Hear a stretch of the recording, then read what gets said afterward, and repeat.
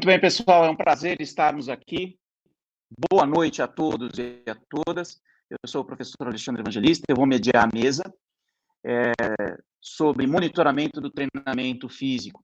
Então, nós temos aqui conosco o professor Foster, o professor Bulousa e o professor Imperizzeli. E é um prazer estarmos aqui com todos eles, porque, para quem os conhece, eles são referências na área do treinamento e também na área do controle de carga, e, claro, também na área da fisiologia. Então, eu dou as boas-vindas. Welcome, Professor Foster, Professor Imperizzeli, and Professor Bulousa. It's a pleasure to have you with us, guys. Thank you so much for your participation. I'm sure that the discussion is going to be in the high level of science and practical as well. So we can start our table, okay, or debate. Thank you. Thank you. So I'm going to start reading the questions, and I will follow the order that is in the chat, okay? It could be in that way? Yep. Okay. So I'm going to start with the question to Professor Foster. Professor, what do today's coaches need to know about sports science, in your opinion? Well, first, they need to know that science is not magic. It's simply a way of trying to ask questions and answer them in a systematic way. And so if you know about sports science, you know about the characteristics of your athletes, you know about how they respond to training, you know how ergogenic aids work, and you know about the physiology and physics of what happens during competitive play and training. I always compare myself to a video camera. I help coaches see what's going on better than they can see it with only their eyes. And to some degree, I think sports science is just that. It's a way to help coaches become better coaches. Okay, Professor, thank you so much for your answer. Now, Professor Bulousa, what are the key performance factors that help athletes recover? Então, acho que é melhor em português, certo? Se falamos de fatores de performance ou de desempenho, não podemos falar de recuperação. No caso, teríamos que falar de fatores ou parâmetros para monitorar na recuperação, certo? Então, eu pensaria em distinguir vários aspectos da recuperação. Um aspecto que pode ser, por exemplo, o mental, ou que a fadiga de tipo mental, ok? Que pode ser pues, monitorada com escalas. Podemos monitorar fadiga neuromuscular, que às vezes pode ser monitorada de uma forma bem simples. Por exemplo, um teste muito simples que serve para monitorar muito bem a fadiga neuromuscular é o salto vertical. Está bem documentado na literatura. E fadiga metabólica, ainda que hai moito relato na real, é unha coisa que se recupera bastante rápido e non perdería moito tempo con iso. E ten un parámetro máis recente, que sería a recuperación autonómica, que pode ser monitorada con a variabilidade da frecuencia cardíaca, tanto de forma aguda como no día seguinte, por exemplo, unha carga. Entón, eu suggeriría tentar monitorar esas diferentes dimensões, non? E dependendo do esporte e do contexto, pouco máis en por exemplo, moito dano muscular, no que a fadiga neuromuscular é un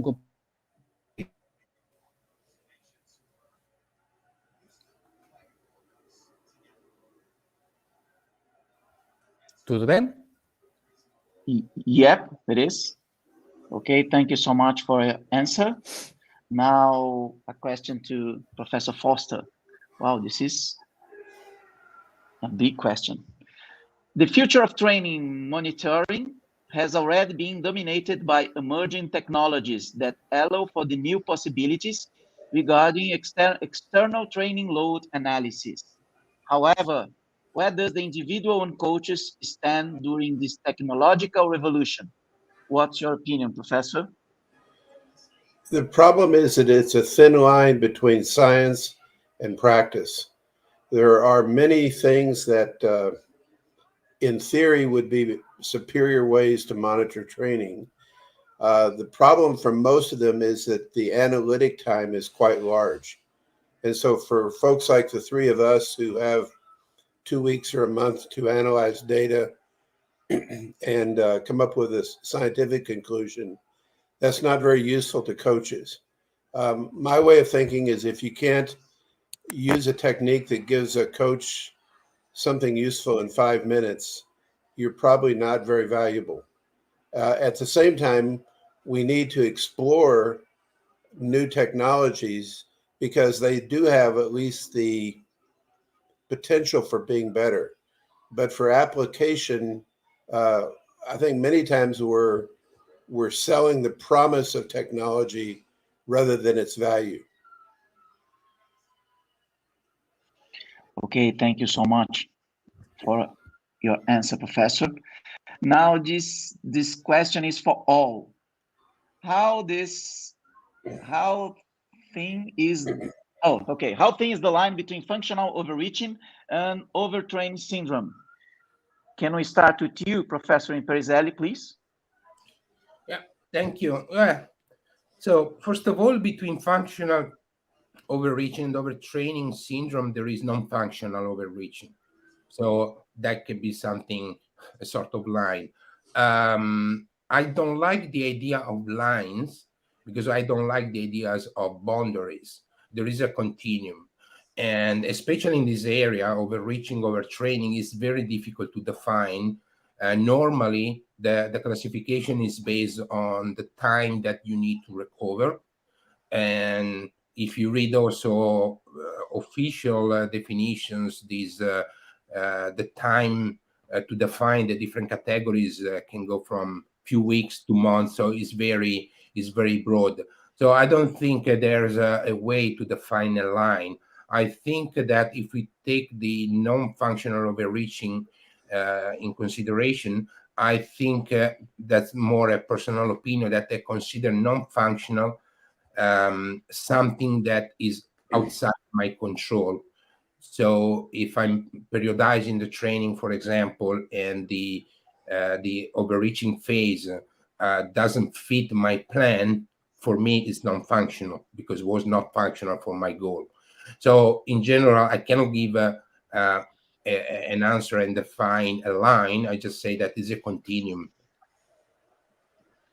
Okay, thank you, Professor Bulousa.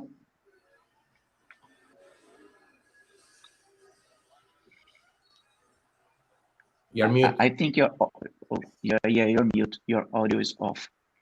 I'm sorry. We can hear you.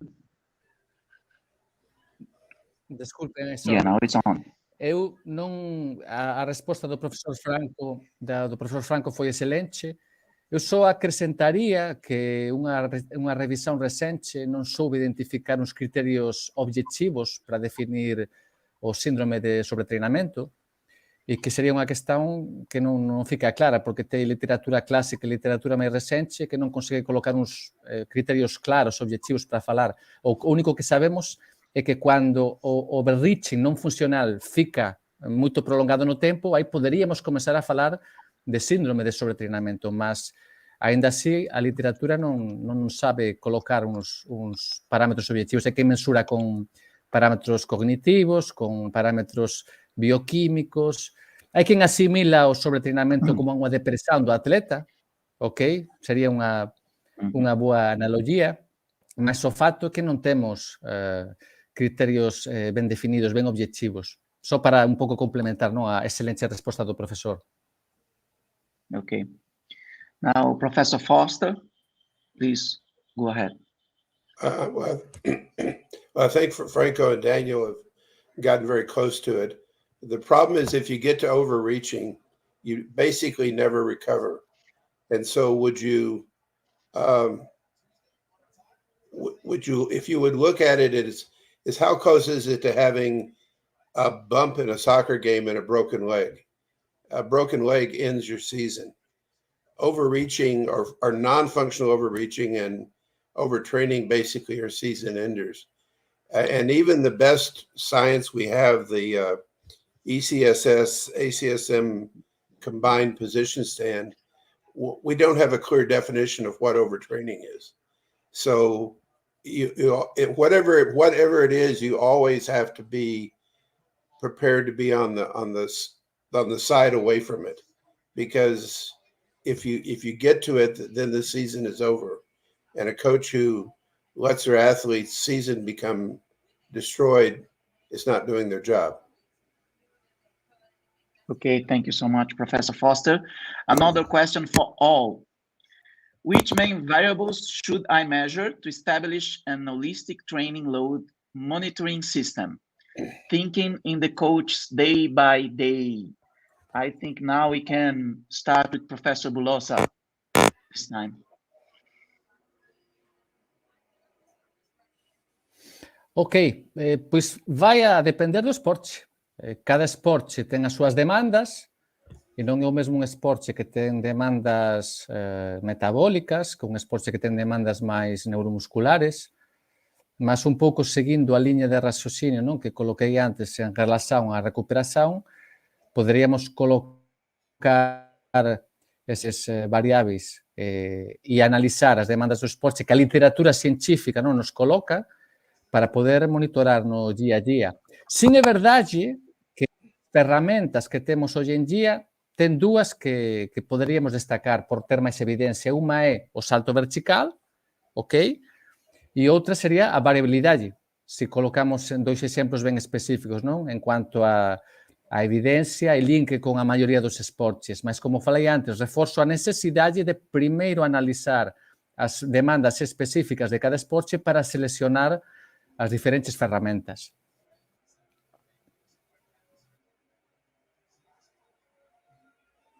Thank you so much, Professor Bulousa. Professor Imperizzeli, please, your answer. So I would rephrase the question starting with what information you would like to have an holistic approach. And after that, you move on the measures, because sometimes there's so much focus on the measures, forgetting about the information that you need. So just to add something more to the answer of Daniel that was already very good, I would say this is, for example, what I do when I work with teams. And I try to have always measures of internal, external, and contextual factors. So these are the three areas that I would like to control. So how the athletes are responding to the external load, what external load I'm imposing on the athletes, and all the contextual factors that influence both, and also the response. So let's say these three categories are my main target, the minimum target. What variables to use depends on the context and what technology you have. But I would say that sometimes coaches don't measure the variables because they can. But in my experience, they always have these areas. They always take into account these areas. Maybe just asking when they ask, they speak with the athlete and say, "Is everything fine? How you doing at home, at work, or whatever?" They are asking about contextual factors. When they ask, "How was today during the training?" If they don't use the RP scale, they are asking about their perception, so a reflection of how they are coping with the training. So these are the areas that coaches, in all my experience, they always ask, maybe not in a formal way with the measure. If you can measure this information, is better. What measure to use, it depends on the context and what instruments you have available. So that's my generic answer. Thank you so much, Professor Imperizzeli. Professor Foster, please. make ourselves comfortable. Yeah, for me, the dominant question for coaches is one that I have to answer in 5 minutes. I can't make measurements and give them results 2 weeks later. That is entirely worthless. It's useful for science. It's useful for better understanding. It's useful for developing new techniques, but it has to be something like a questionnaire. How do you feel? I've done some work with Jose Rodriguez Moroyo in Spain at Daniel's Institution, and we've tried to use the perceived exertion during a standard warm-up. And if the perceived exertion is constant, then you say, my periodization plan is correct. We'll proceed with training as usual. If the perceived exertion during training goes up, at some point you say the athletes are not responding. How long am I going to let them feel bad? And so maybe you need an extra day of regeneration beyond the plan the coach already had. On the other hand, if the warm-up gets easier and easier, perhaps the athlete needs their training increased. But in the short term, with the tools that we have, and considering that your consumers are coaches, almost anything biochemical or that takes more than 5 minutes to analyze just is not very useful. Okay, thank you so much. The next question goes to, let me see, Mr. Professor Imperizzeli. This is a good one. Can reduced games be used as an effective training mode to improve aerobic conditioning and game performance in soccer players? The answer is easy, of course. I don't see why not. I mean, I need to understand what is meant by game performance. But if we talk about aerobic conditioning, the key point of any exercise is the stimulus. So as long as the drill or whatever exercise are you using induce a sufficient physiological stimulus to improve the aerobic system, it's fine. And small-sided games, of course, can provide this kind of stimulus.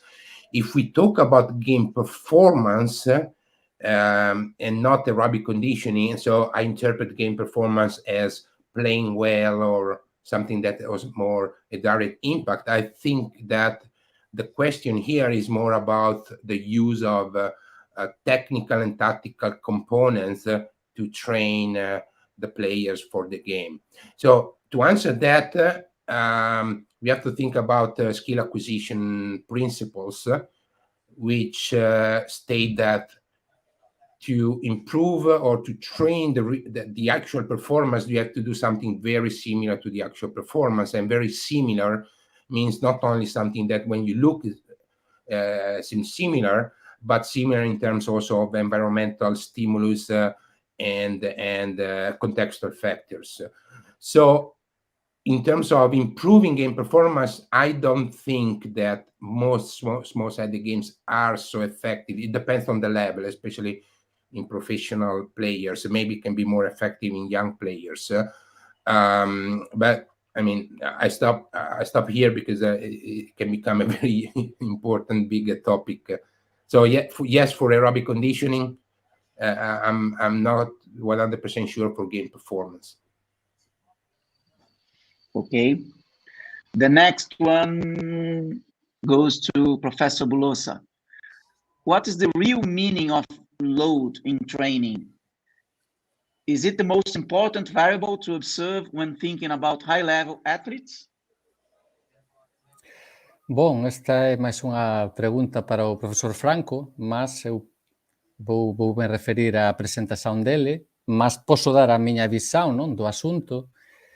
E sim, é verdade que a gente no treinamento manipula o que chamamos de carga externa, que é aquilo que é máis facilmente mensurável, para ver o que acontece con a carga interna, non? Que sería a resposta do individuo, a resposta fisiológica, etc. E nesa relación entre as dúas dimensões da carga, a gente ten os variáveis contextuais, que no caso dos atletas de alto nivel, pode ser moito complexo. Por exemplo, un atleta de alto nivel que vai a competir e faz unha viaxe moito longa, está exposto a un nivel de estrese, de cansazo, de deshidratación, que pode alterar a resposta da carga interna en relación á resposta de carga externa.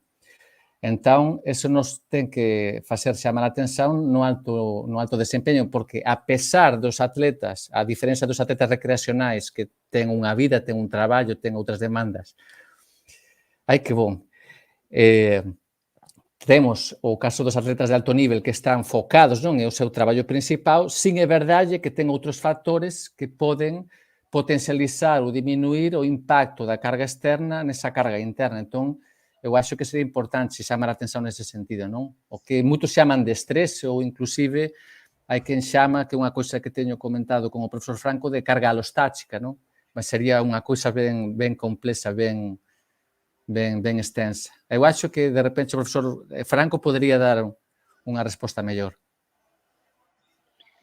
Okay, Professor Franco, if you want to complete the answer of Professor Bulousa, please go ahead. The answer of Daniel was already quite comprehensive. I just say something about the term load, considering there were a couple of papers discussing about this. The term load, put in a simple way, just means the amount of something. The fact that we use load is because load also communicate the idea of something of demands, and that's why it's used in other areas, allostatic load, cognitive load, mental load, work load.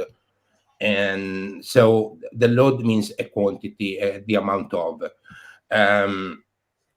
It's important to have a measure of the quantity of something, because what normally we want to know is the dose response. So how much I need of some stimulus to induce some improvements.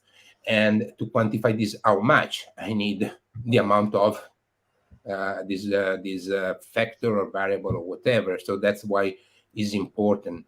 And when I started as an athlete 40 years ago, I was writing my training log, and we tried to figure out the amount of what I was doing in a more qualitative way, but was still the goal of writing down everything.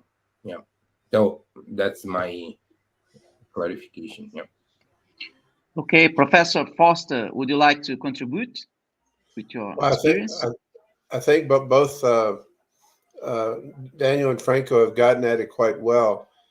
The trick is you have to have some measure of intensity and duration. That's the early concept of Eric Bannister. You probably also need some concept of specificity. For example, if I only run and I only lift weights and I only do plyometrics, I'm not likely to be a great football player.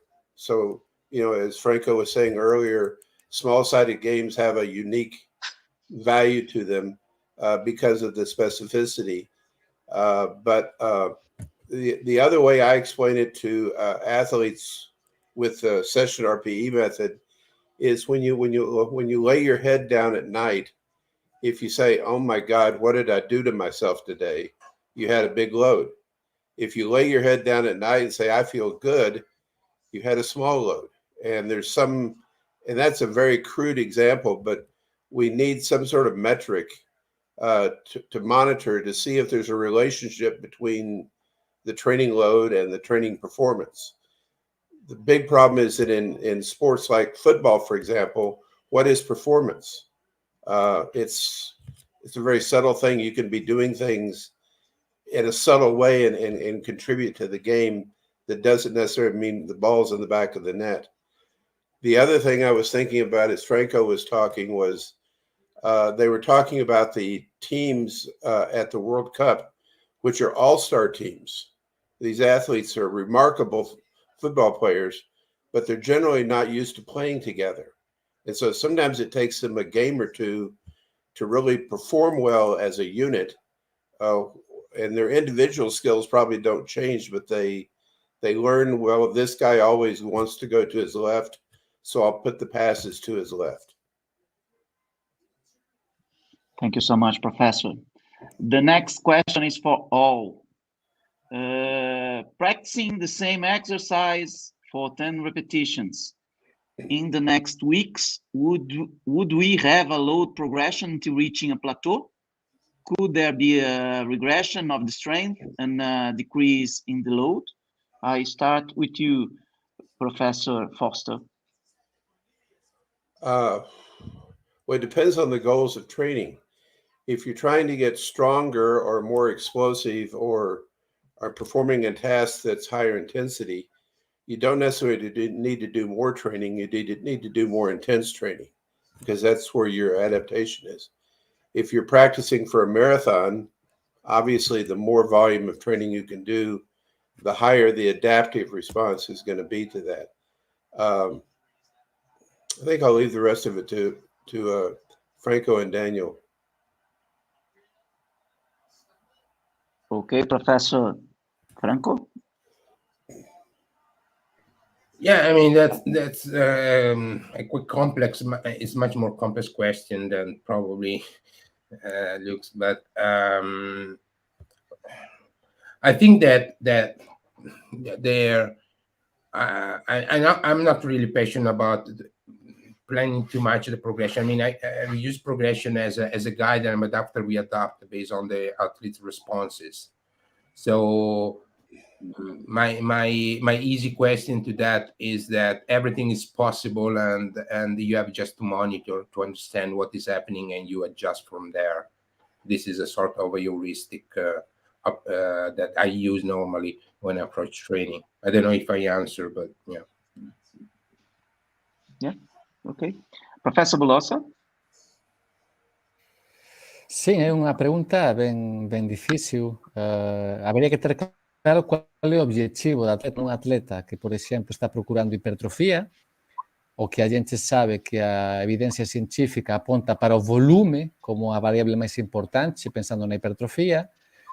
E se fose a forza explosiva, por exemplo, a gente sabe que precisamos de pouco volume, moita recuperación e facer os exercicios con a máxima velocidade posible.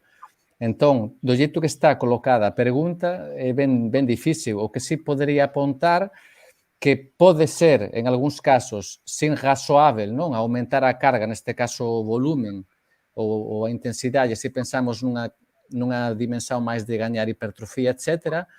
Mas no caso da forza explosiva, que é unha forza que é moito importante na maioría dos esportes, paradoxalmente, precisamos unha dose moito pequena, moito frecuente, con unha grande recuperación para poder favorecer a adaptación. Entón, ás veces non é o aumento da carga o que favorece a adaptación.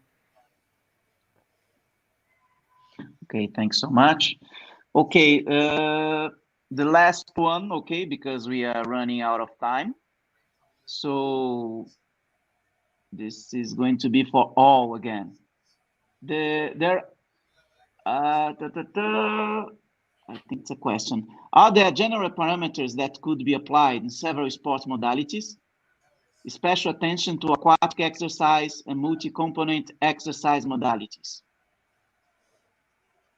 So let's start with Professor Bulousa this time. Eu acho que hoxe en día a ferramenta máis simples e que mellor pode funcionar nun contexto de exercicio multicomponente é a percepción do esforzo subjetivo da sesión.